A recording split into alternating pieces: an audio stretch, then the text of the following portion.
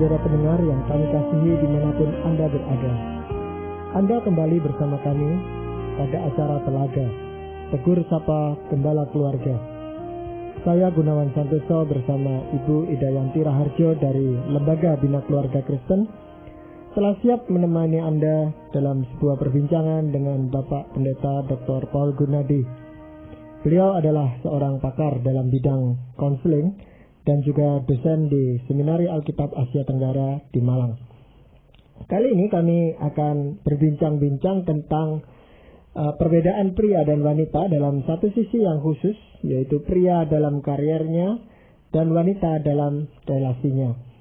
Kami percaya Anda pasti tertarik dengan acara ini, dan acara ini pasti akan sangat bermanfaat bagi kita sekalian.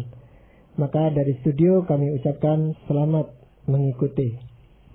Pak Paul, memang kita tahu bahwa secara biologis itu memang pria dan wanita itu berbeda.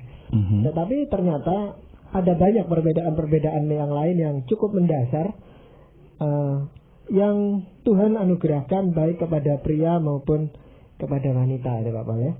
Jadi misalnya saja dalam hal harga diri gitu Pak Paul. Itu sebenarnya apa bedanya yang konkret itu Pak? Oke. Sebelum saya uraikan Pak Gun, saya ingin juga menyebut nama seseorang, yaitu Dr. Larry Crabb. Crabb ini adalah seorang psikolog Kristen di Amerika Serikat. Beliau mempunyai suatu teori yang berkata bahwa manusia mempunyai dua kebutuhan pokok. Kebutuhan pokok yang pertama adalah rasa aman, karena manusia tak dapat hidup dalam perasaan tidak aman atau terancam. Itu adalah kebutuhan pokoknya yang penting. Yang kedua adalah rasa bermakna, rasa berharga. Rasa bahwa kehidupan kita di dunia ini bukanlah kehidupan yang sia-sia. Nah, jadi berangkat dari teori tersebut, kita bisa mengembangkan satu penyelidikan atau studi tentang sebetulnya apa itu harga diri dan apakah pria serta wanita memiliki konsep yang sama tentang harga diri itu. Dan ternyata seperti tadi Pak Gun sudah singgung, memang ada perbedaan Pak Gun. Begitu. Jadi kebutuhan akan rasa aman, dan yang satunya lagi kebutuhan akan apa Pak? Rasa bermakna. Rasa berharga. Itu tentu bukan kebutuhan yang mendasar atau kebutuhan yang mendasar dalam kehidupan seseorang. Karena ada juga teori yang mengatakan kebutuhan dasar seseorang itu makan, tempat tinggal dan sebagainya itu Pak. Betul. Yang tadi Pak Gun sebut adalah bagian dari teori hierarki kebutuhan menurut Abraham Maslow. Iya, betul. Nah, jadi menurut Maslow kebutuhan yang paling mendasar adalah kebutuhan fisik, yaitu makan dan minum dan sebagainya. Nah, Crabb memang tidak menjabarkan teorinya dengan mendetail, namun dalam kategori rasa aman itu juga termaktub sebetulnya kebutuhan akan makan dan minum kita terpenuhi. Sebab kalau kita tidak tahu besok kita bisa makan atau tidak, kita tidak merasa aman, kita akan merasa sedikit banyak terancam juga gitu. Iya. Kembali ke yang tadi Pak Paul katakan mengenai harga diri. Ya, itu gimana Pak Paul? Jadi begini Pak Gun, pria itu dan wanita ternyata mempunyai pandangan yang berbeda tentang apa itu yang membuat hidup mereka bermakna. Nah, sudah pasti yang akan saya uraikan ini merupakan upaya penggeneralisasian ya. Jadi penyamarataan. Sudah tentu akan ada perkecualian ya Pak Gun dalam masing-masing kategori ini. Namun pada umumnya pria cenderung mendasari harga dirinya itu atas karyanya, atas hal yang telah dicapainya, atas kesuksesannya. Dengan kata lain, pria cenderung melihat harga dirinya itu berdasarkan kemampuannya. Apa itu yang telah dia hasilkan dalam hidup ini. Jadi kalau kita balik Pak Gun, kalau pria tidak bisa melihat hasil karyanya, tidak ada yang dapat dia banggakan dari kerjanya, dia juga tidak akan bisa memiliki rasa bermakna atau rasa berharga yang baik. Malah kecenderungannya adalah dia akan memandang rendah dirinya. Sebab benar-benar pria itu cenderung mengukur tinggi rendahnya atau besar atau kecilnya dirinya itu dari sudut karyanya atau hasilnya, begitu. Bagaimana kalau zaman sekarang ini karya atau kesuksesan dari kaum pria itu sering di bawah daripada kesuksesan kaum wanita? Nah, itu pertanyaan yang bagus ya Bu Ida, sebab ada kalanya itu yang terjadi Bu Ida. Jadi ada mungkin suami yang merasa inferior, merasa tidak berharga karena suami tersebut menghasilkan income atau pendapatan yang di bawah istrinya. Nah, meskipun misalkan ya si suami itu mempunyai pekerjaan yang baik, namun kalau uang yang dibawanya ke rumah itu di bawah dari apa yang dibawa oleh istrinya, kemungkinan ya dia akan merasa inferior, dia akan merasa tidak seberharga yang sebagaimana semestinya, begitu. Dan mungkin sekali ini menjadi atau bisa berpotensi ya menjadi gangguan atau duri dalam hubungan mereka. Sebab si pria ini bisa menjadi orang yang cukup peka dengan hal-hal yang berkaitan dengan uang, begitu. Sebab itu adalah harga dirinya.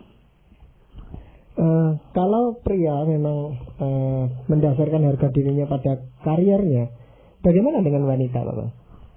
Nah, kalau wanita kecenderungannya adalah mendasari harga dirinya itu pada relasi, Pak Gun, yaitu pada hubungannya dengan orang yang dekat dengan dia. Dengan kata lain, wanita itu melihat makna hidupnya dan melihat bahwa hidupnya itu berharga kalau dia memang memiliki suatu hubungan yang baik dengan orang yang dikasihinya dan dekat dengannya. Kita bisa misalnya memberikan suatu perbandingan yang lebih jelas. Seorang pria tidak akan terlalu membanggakan istrinya sebanyak dia membanggakan pekerjaannya. Itu sebetulnya adalah suatu kenyataan juga, saya pikir ya. Sebaliknya, ada kecenderungan wanita membanggakan suaminya daripada pekerjaannya. Nah, ini mungkin bisa berubah pada zaman sekarang, di mana banyak sekali kaum wanita yang telah menempuh karir yang tinggi atau yang baik. Namun tetap yang membuat si individu itu bahagia dan merasa dirinya bermakna sebetulnya tidak sama. Pria, meskipun misalnya dua-dua pria dan wanita mempunyai jenjang karir yang tinggi dan yang baik, saya dapat berkata bahwa si pria merasa bahagia dalam hidupnya itu karena dia telah mencapai jenjang yang tinggi di dalam kehidupannya itu. Meskipun misalnya ini ya, hubungan dengan istrinya tidak baik, tapi tidak masalah bagi dia. Sebab yang penting adalah dia telah meraih kesuksesan itu. Sebaliknya, kalau wanita mempunyai hubungan dengan keluarga yang tidak harmonis, hubungan dengan suaminya berantakan, meskipun kedudukannya baik, saya duga dia tidak akan terlalu bahagia. Dia tidak akan bisa melepaskan dirinya dari hubungannya dengan si suami. Sedangkan pria lebih mampu melepaskan dirinya dari hubungannya dengan istrinya. Begitu, Pak Gon. Ya. Apa Pak Pol yang melatar belakangi seorang pria itu untuk berkarier, Pak Pol? Mungkin ada contoh-contoh. Jadi memang pria itu dikondisikan ya Bu Ida ya, untuk akhirnya meletakkan harga dirinya pada karirnya, pada kesuksesannya. Dari mana asalnya? Ya dari perlakuan keluarga dan perlakuan masyarakat. Contohnya ya Bu Ida, kalau anak perempuan menangis, itu ditoleransi. Tapi kalau anak laki menangis, kita tidak terlalu menoleransi. Kita secara tak sadar mengharapkan anak laki kita itu suka menangis sebetulnya. Kalau anak wanita kita menangis, kita memakluminya sebagai bagian dari dirinya yang mengekspresikan kesedihan itu. Tapi kita secara tak sadar tidak mengharapkan hal yang sama pada anak laki kita. Sebab kita justru mengharapkan anak laki kita itu berperasaan kuat, mampu mengendalikan perasaannya, dan tidak mudah menunjukkan kesedihannya. Sebab tanpa kita sadari pula, kita sudah mempunyai suatu definisi bahwa menunjukkan kesedihan sama dengan menunjukkan kelemahan. Jadi waktu anak pria menangis, Bagi kita itu dia menunjukkan kelemahannya. Dan anak pria tidak seyogianya lemah. Tidak seyogianya lemah. Jadi benar-benar pria itu sangat dikaitkan dengan kekuatan. Begitu. Sehingga dari kecil anak pria dikondisi untuk kuat, untuk bisa, untuk mampu. Begitu. Ya. Jadi kalau begitu apakah perbedaan itu memang perbedaan yang sifatnya natural Pak Paul? Jadi artinya sejak lahir atau karena pembentukan lingkungannya gitu Pak? Ini pertanyaan yang bagus sekali Pak Gun. Sebab apakah ini memangnya natural dari sudut biologis memang harusnya begini ataukah murni bentukan lingkungan?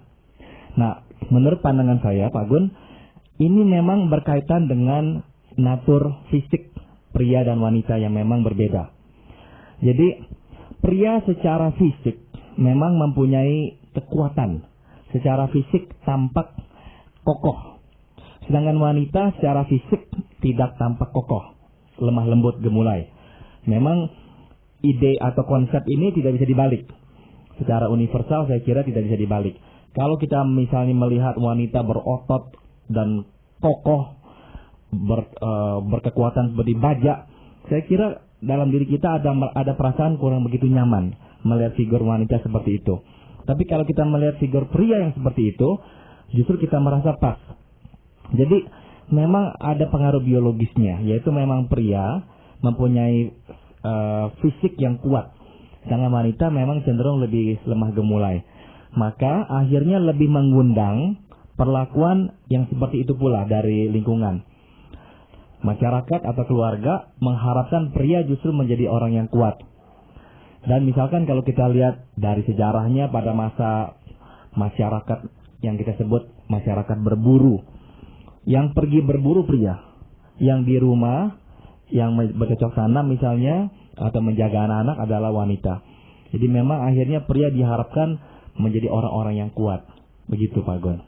Iya, tapi sementara ini Pak Paul dari perkembangan zaman mungkin Pak Paul ya, kan sering kali terjadi itu harus wanita itu karena latar belakang pendidikannya dan sebagainya, dia berkarir dan dia tadi kita juga sudah singgung sedikit sukses di dalam karirnya Pak Paul.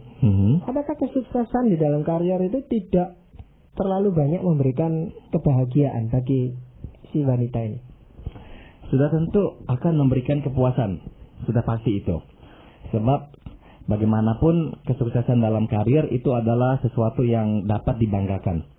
Namun yang saya ingin tegaskan adalah bahwa kalau pria mendapatkan kesuksesan namun kehidupan keluarganya tidak bahagia, dia masih bisa secara relatif ya menemukan kepuasan hidupnya itu. Tapi sebaliknya dengan wanita, kalau hubungannya dengan orang yang dicintainya, misalnya suaminya itu tidak harmonis, itu akan sangat mengganggu dia. Meskipun dia adalah seorang wanita yang sukses dalam karirnya. Iya. Kalau begitu perbedaan itu pasti menimbulkan ketakutan-ketakutan tertentu gitu Pak Paul ya. Baik dalam diri si pria maupun dalam diri si wanita tadi itu. Nah Pak Paul mungkin bisa jelaskan itu lebih jauh gitu Pak Paul. Bagi seorang pria, ketakutan utamanya jadinya adalah dia akan kehilangan kepercayaan diri bahwa dia mampu melakukan sesuatu. Dengan kata lain, pria itu pada dasarnya takut sekali untuk merasa tidak mampu, tidak bisa menguasai keadaan lagi. Misalkan ya, waktu dia tidak bisa lagi mencukupi kebutuhan ekonomi keluarganya. Itu adalah suatu hal yang menakutkan. Menakutkan kenapa? Sebab dia tidak lagi mampu untuk menyediakan sesuai dengan yang dituntut. Pria dikondisi untuk selalu mampu memenuhi tuntutan yang diembankan padanya. Sebab ketidakmampuannya memenuhi tuntutan disamakan dengan kelemahan. Dan pria takut sekali lemah. Takut sekali lemah. Nah, jadi ketakutan pria adalah itu Pak Gun.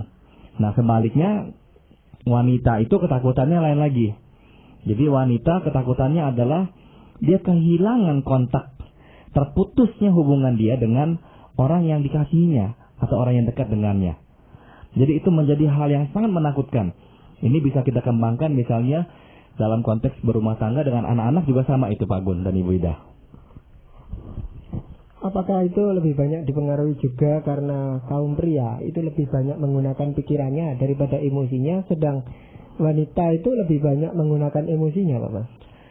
Saya kira ada pengaruhnya, Pak Gun. Jadi pria dengan rasionya yang kuat, yang ini sama sekali tidak berkata bahwa perempuan kurang rasional atau wanita itu kurang intelektual, bukannya. Kita nggak membicarakan masalah IQ. Pria dan wanita ada yang sama-sama pandai, ada yang sama-sama kurang pandainya ya. Tapi memang secara operasional pria cenderung menggunakan rasionya dan wanita lebih melibatkan emosinya dibandingkan pria. Jadi ada pengaruh besar memang. Karena kehilangan orang yang dikasihi itu adalah hal yang sangat menyangkut emosi seseorang. Waktu dia dekat dengan seseorang, dia mengasihi orang itu semuanya menyentuh perasaannya. Jadi sewaktu perasaannya itu tidak mendapatkan kepenuhan, dia ditinggalkan oleh orang yang dikasihinya, itu otomatis sangat memukul dia. Bagaimana kalau kaum pria pada usia produktif ya, memang sukses ya Pak Pol. Tapi suatu ketika usianya itu sudah lanjut, terus dia tidak bisa bekerja, apakah ketakutan itu juga ada? Seringkali ada, Bu Ida. Itu baik sekali pertanyaannya. Sebab memang pria pada umumnya mengalami kesulitan memisahkan dirinya dari karir pekerjaannya. Nah makanya sekarang ini ya, seperti yang saya juga ketahui di Amerika Serikat, dulu kala pria itu atau yang wanita juga sama, usia pensiunnya adalah 65 tahun. Namun sekarang makin banyak perusahaan yang mengizinkan para pekerjanya bekerja atau meneruskan pekerjaan mereka setelah melewati usia pensiun tersebut di atas 65. Selama masih mampu, selama masih produktif, silakan terus. Begitu. Karena apa? Karena akhirnya diteliti bahwa usia pensiun dan memaksakan orang pensiun pada usia tertentu ada kalanya justru ya tidak produktif, tidak sehat bagi orang tersebut. Malah membuat orang itu depresi, kehilangan pegangan hidup dan kehilangan makna dalam hidup ini. Jadi iya betul sekali, ada kecenderungan kalau seseorang belum siap untuk pensiun, meskipun usianya sudah 65, namun diwajibkan pensiun, itu memang bisa menimbulkan depresi dalam dirinya. Sekalipun hasilnya waktu dia masih usia produktif itu, hasilnya itu bisa menjamin, tapi tetap dia punya ketakutan. Betul, karena kehilangan pekerjaan bagi dia kehilangan diri, itu Ibu Ida. Jadi bukan saja, saya pensiun, saya tak ada lagi pekerjaan, tapi saya kehilangan diri. Saya tidak tahu apa yang saya harus kerjakan dengan diri saya ini. Sebab pekerjaan atau karir telah begitu lekat dengan dirinya, sehingga menjadi satu. Iya. Mungkin memang suatu pukulan yang cukup keras bagi pria itu kalau istrinya itu berkata bahwa hasil karyanya atau hasil karya dari suaminya itu kurang memuaskan. Itu Pak boleh. Betul. Sehingga dia merasa susah sekali dan merasa gagal di dalam menjadi seorang suami. Betul, betul. Dan sebaliknya mungkin istri itu juga merasa gagal kalau dia tidak bisa membenahi rumah tangganya atau menyediakan makan buat suami atau anak-anaknya, Pak Pol ya. Atau dia merasa tidak dicintai oleh suaminya, tidak diterima oleh anak-anaknya.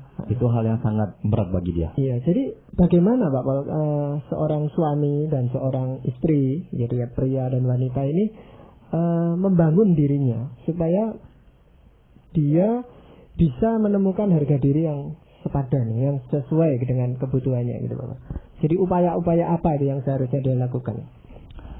Saya menganjurkan bagi para pria untuk mulai mencabangkan diri, yaitu jangan menumpukan segenap dirinya pada karir atau pada satu hal saja, yakni karirnya itu.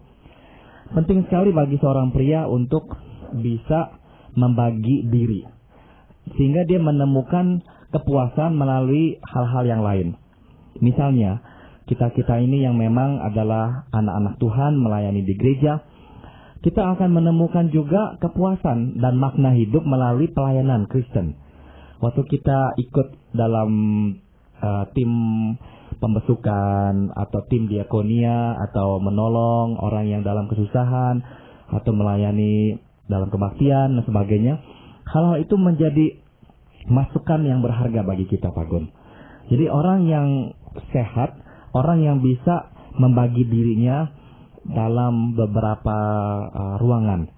Orang yang hanya mempunyai satu ruangan dalam hidupnya, saya takut sekali pada waktu ruangan itu dikunci, dia akan kehilangan arah. Begitu. Kalau yang wanita, Pak? Nah, kalau bagi wanita, sebetulnya mirip dengan yang pria, dia juga seyogianya membagi dirinya. Karena apa? Karena kalau tidak hati-hati, wanita juga akan cenderung terikat oleh individu-individu tertentu yang dianggapnya dekat dengan dia.